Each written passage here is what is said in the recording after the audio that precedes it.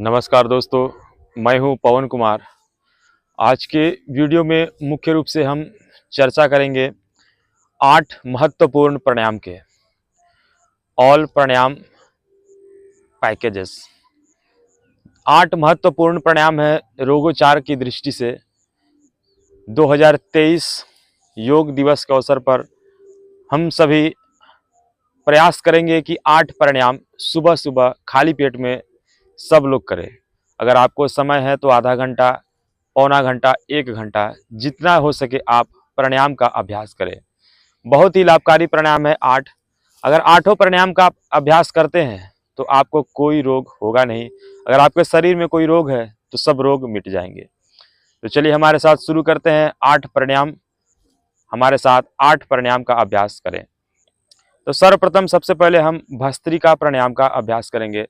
भस्त्रिका प्राणायाम में लंबा गहरा श्वास लेते हैं और श्वास को बाहर छोड़ते हैं। 2.5 सेकंड में श्वास को लेना है और 2.5 सेकंड में श्वास को छोड़ना है। अपने हाथों की मुद्रा, ज्ञान मुद्रा, वायु मुद्रा, किसी मुद्रा में आप रख सकते हैं। आप किसी भी आसन में, पद्मासन, सिद्धासन और सुखासन में बैठ कर प्राणायाम का अभ्यास कर सकते हैं।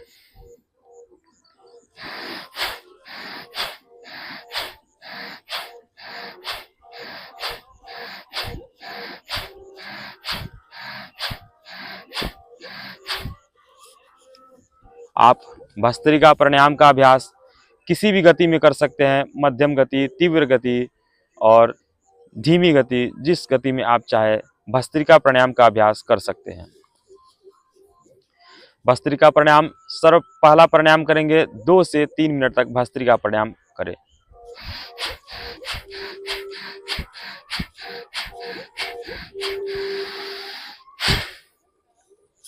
भस्त्रिका प्राणायाम से हमारी बॉडी चार्ज हो जाती है, हमारी बॉडी एनर्जाइज हो जाती है, हमारे बॉडी में ऑक्सीजन का लेवल बढ़ जाता है। भस्त्रिका प्राणायाम जब हम करते हैं तो डीप ब्रीथिंग होती है।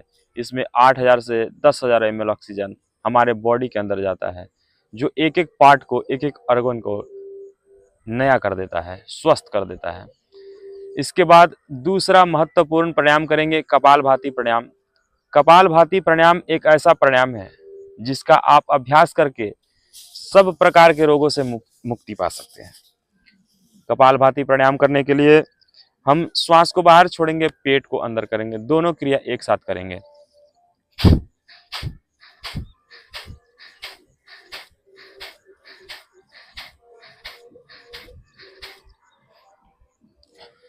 कपालभाति प्राणायाम का भी अभ्यास आप किसी भी गति में कर सकते हैं।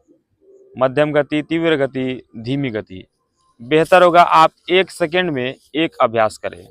और जो बिगिनर्स हैं, नए हैं, शुरुआत कर रहे हैं, योग का आरंभ कर रहे हैं, वे धीरे धीरे इस प्राणायाम का अभ्यास करेंगे और 1 मिनट में 20 बार ही शुरू में प्राणायाम का अभ्यास करेंगे। धीरे धीरे आपका अभ्यास बढ़ जाएगा और आप 1 सेकंड में एक बार अभ्यास को करने लगेंगे।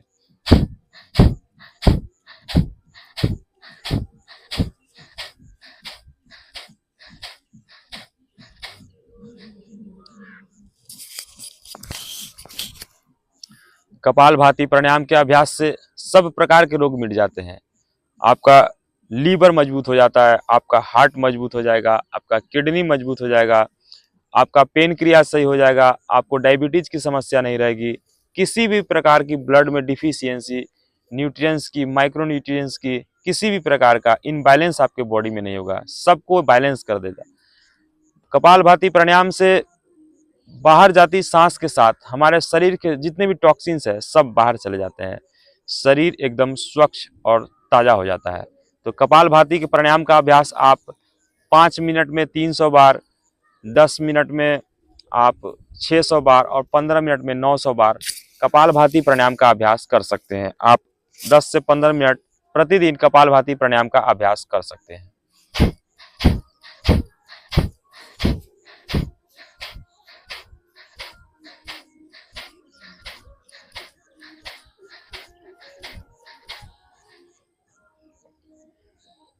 कपालभाति प्राणायाम के अभ्यास के बाद तीसरा महत्वपूर्ण प्राणायाम है बाह्य प्राणायाम।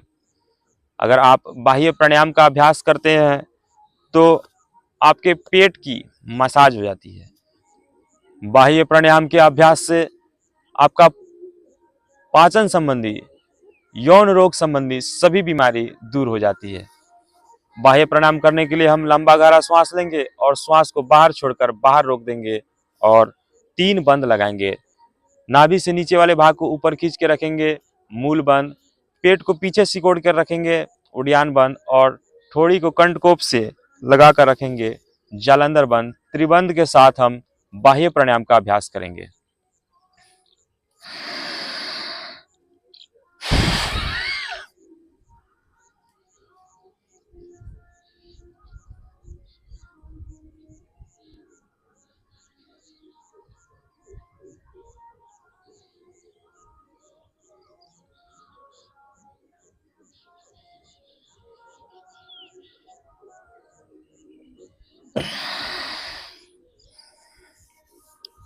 बीस से 30 सेकेंड भी अगर आप रोक के रखते हैं तो भी आपको पूरा लाभ मिलेगा बाह्य प्राणायाम का।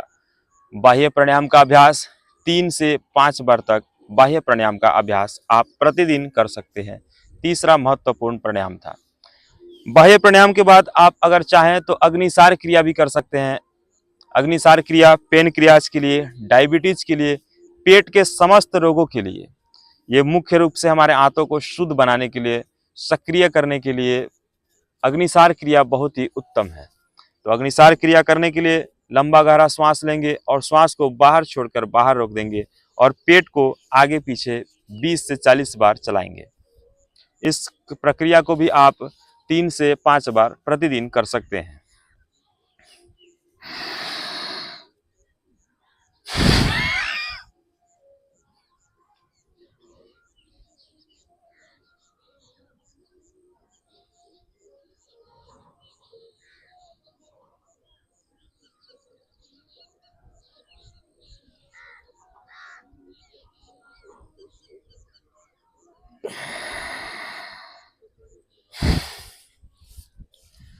अग्निसार क्रिया के भी बहुत सारे फायदे हैं। आप बाह्य प्राणायाम के बाद अग्निसार क्रिया को भी कर सकते हैं। अग्निसार क्रिया के बाद चौथा महत्वपूर्ण प्राणायाम है गले के लिए उज्जाई प्राणायाम। अगर उज्जाई प्राणायाम का आप अभ्यास करते हैं तो आपको खराटे की प्रॉब्लम, अस्थमा की प्रॉब्लम, साइनस की प्रॉब्लम और गले की टॉन्सिल्स, गले से संबंधित जितने भी रोग हैं सब उज्जाई प्राणायाम के अभ्यास से दूर हो जाते हैं।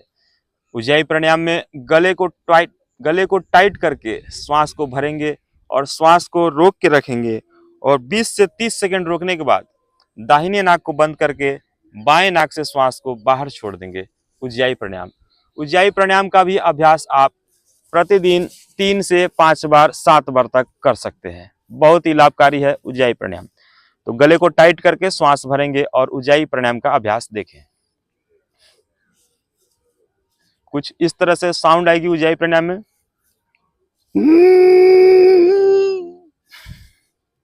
इस प्रकार की ध्वनि होगी जब आप गले को टाइट करके सांस भरेंगे।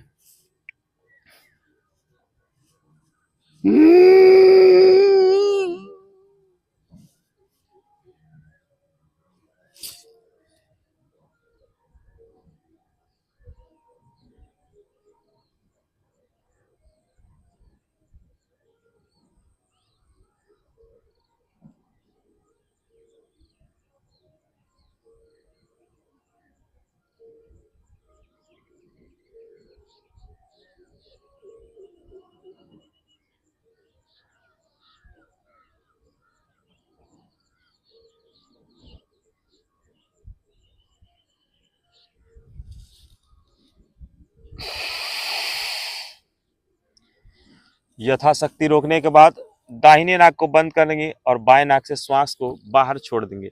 ये था उज्जाई प्राणायाम। उज्जाई प्राणायाम के बाद पांचवा महत्वपूर्ण प्राणायाम है अनुलोम विलोम प्राणायाम। अगर आप अनुलोम विलोम प्राणायाम का अभ्यास करते हैं तो आपका वात पित्त कफ तीनों दोष त्रिदोष ही दूर हो जाएगा। वात पित्त कफ का बैलेंस हो जाएगा शरीर में। हमारे दोनों नाड़ियों का शुद्धिकरण हो जाएगा।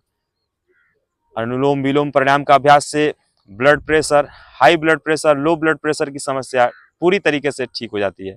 मन शांत हो जाता है। चिंता तनाव को दूर करने के लिए, माइग्रेन पेन से राहत के लिए अनुलोम विलोम प्राणायाम का अभ्यास बहुत ही लाभकारी है। अनुलोम विलोम का प्राणायाम का अगर आप अभ्यास करते हैं तो आपको सर में दर्द नहीं होगा, आपको चक्कर आने की समस्या नहीं होगी, आपका बीपी एबनॉर्मल नहीं होगा, आपका पाचन मजबूत हो जाएगा, आपके बॉडी की एक एक चीज एनर्जाइज हो जाएगी अनुलोम विलोम प्राणायाम के अभ्यास से। अनुलोम विलोम प्राणायाम में दाहिने नाक को बंद करके बाएं से श्वास लेंगे और दाहिने से छोड़ देंगे, फिर दाहिने से श्वास लेंगे और बाएं नाक से श्वास को छोड़ देंगे। 2.5 सेकंड में श्वास को लेना है और 2.5 सेकंड में श्वास को छोड़ना है। अनुलोम विलोम प्राणायाम का अभ्यास भी आप अगर कपालभाति प्राणायाम का अभ्यास 10 मिनट करते हैं तो 10 मिनट अनुलोम विलोम प्राणायाम का भी अभ्यास करें।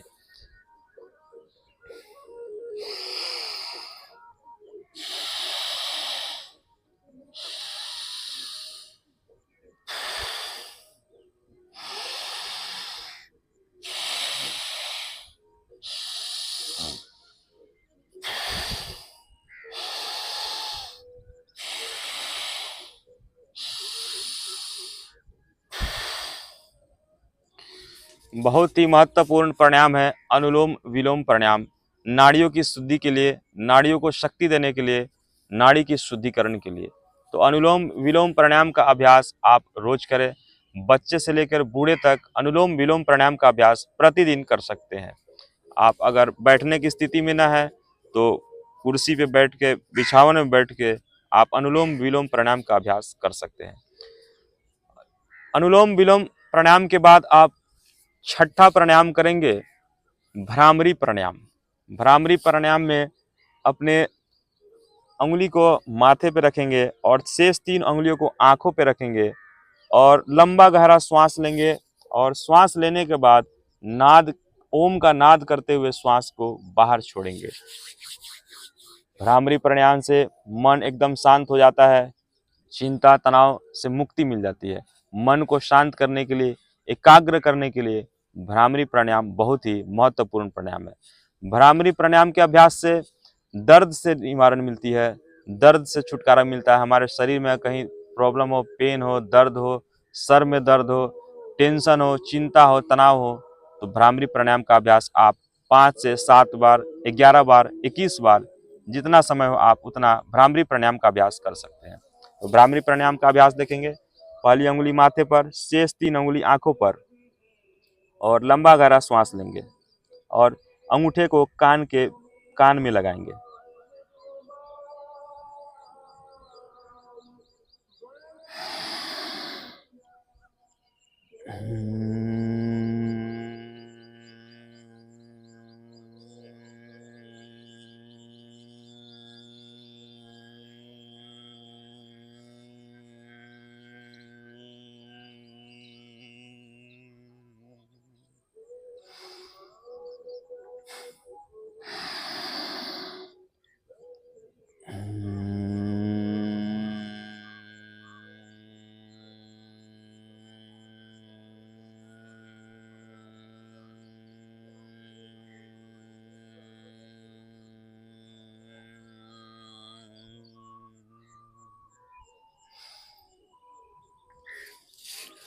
भ्रामरी प्राणायाम के अभ्यास के बाद आप आज्ञा चक्र में ध्यान करेंगे और उद्गीत प्राणायाम का अभ्यास करेंगे।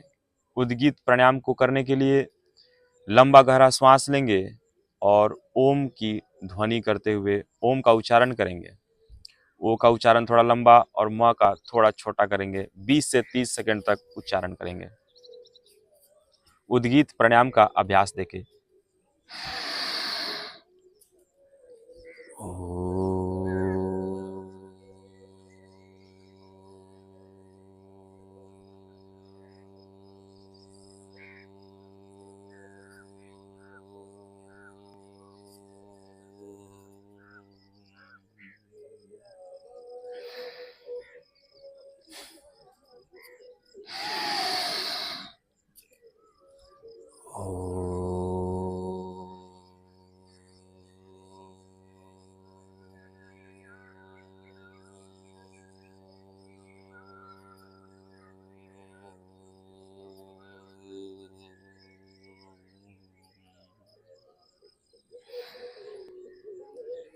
उद्गीत प्राणायाम के अभ्यास से मन एकदम शांत हो जाता है, मानसिक रोग दूर हो जाते हैं। आपको अगर अनिद्रा की प्रॉब्लम है, रात में नींद नहीं आती है, तो आप उद्गीत प्राणायाम का अभ्यास करें।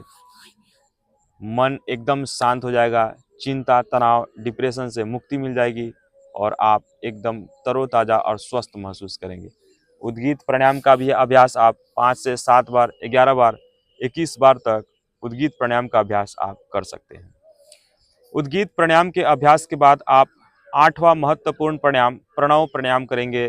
ध्यान की दृष्टि से, आध्यात्मिक दृष्टि से प्रणव प्राणायाम का बहुत ही महत्व है। प्रणव प्राणायाम के अभ्यास में अपने आँखों को बंद करेंगे और अपना ध्यान सांसों पे लगाएंगे। अपने सांसों को दृष्टता बन के आते जाते देखेंगे और महसूस करेंगे। सांसों की गति इतनी धीमी हो कि अगर नाक के पास रुई भी रखी हो तो वो हिले ना। धीरे धीरे सांस को देखेंगे और 5 से 7 मिनट, 10 मिनट, जितना समय हो आप प्रणव प्राणायाम का अभ्यास करें। मन को मजबूत करने के लिए, एकाग्र करने के लिए, बुद्धि को कुशाग्र करने के लिए बहुत ही जरूरी अभ्यास है प्रणव प्राणायाम।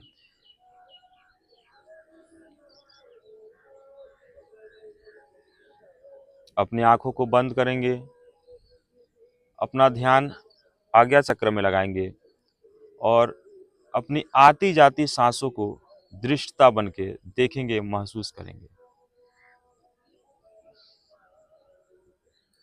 प्रणव प्राणायाम, इसे प्रणव प्राणायाम भी कहते हैं।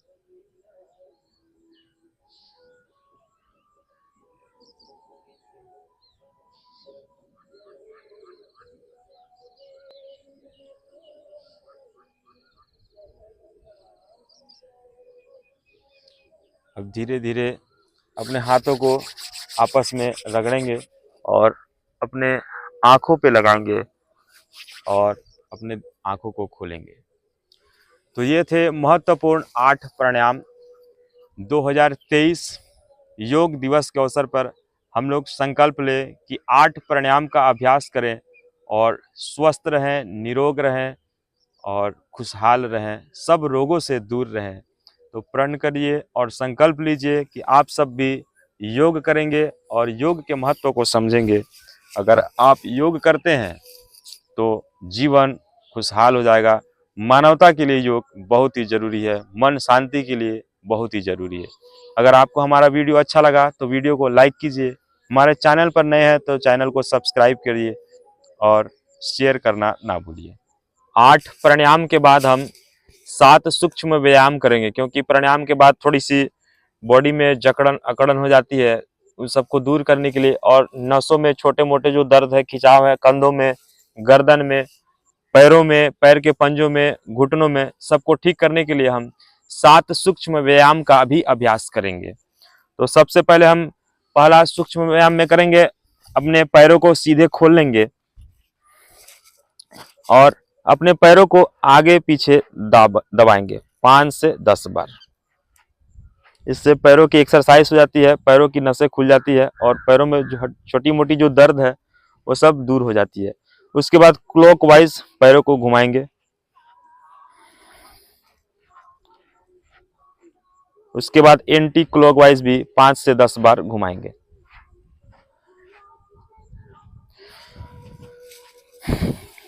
उसके बाद दूसरा सूक्ष्म व्यायाम करेंगे बटरफ्लाई। पैर के फैट को कम करने के लिए और प्रोस्टेट की समस्या, यौन रोगों की समस्या के लिए बहुत ही महत्वपूर्ण प्राणायाम है बटरफ्लाई।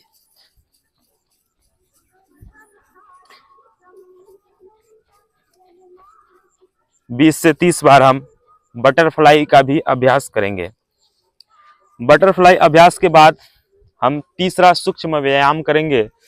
हाथों का सर्वाइकल पेन जितना भी है हाथों में, उनको दूर करने के लिए अंगूठा को बीच में रखेंगे और मुठ्ठियां बंद करेंगे और क्लॉकवाइज घुमाएंगे।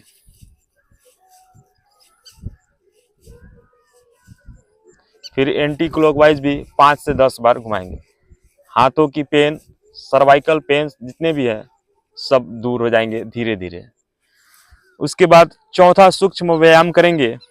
अपने अंगुलियों को कंधे पर टिकाएंगे और क्लॉकवाइज बड़ा शून्य बनाएंगे कोहनी से।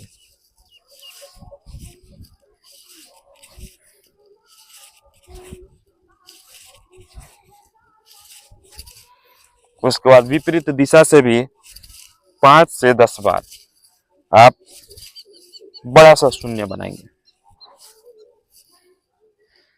5वां सूक्ष्म व्यायाम है, दोनों हाथों को ऊपर उठाएंगे और एक हाथ से दूसरे हाथ को और दूसरे हाथ से दूसरे हाथ को पकड़ेंगे और श्वास को भरते हुए एक तरफ खींचेंगे।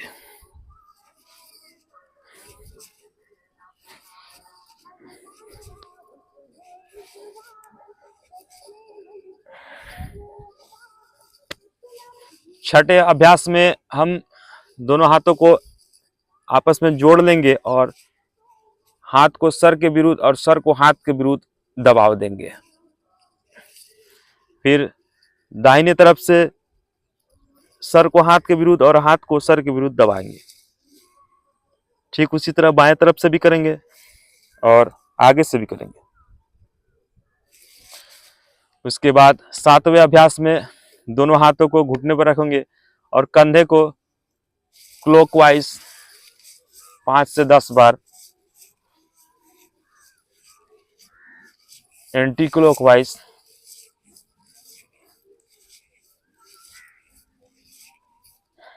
घुमाएंगे। ये थे 7 सूक्ष्म व्यायाम। आप प्राणायाम के अभ्यास के बाद ये 7 सूक्ष्म व्यायाम का अभ्यास प्रतिदिन करें। आपके नसों की और छोटी मोटी जो दिक्कतें हैं दूर हो जाएंगी। दिखने में तो ये आसान है लेकिन बहुत ही फायदेमंद है 7 सूक्ष्म व्यायाम। 7 सूक्ष्म व्यायाम का अभ्यास आप प्राणायाम और आसन के बाद और पहले भी कर सकते हैं। नमस्कार।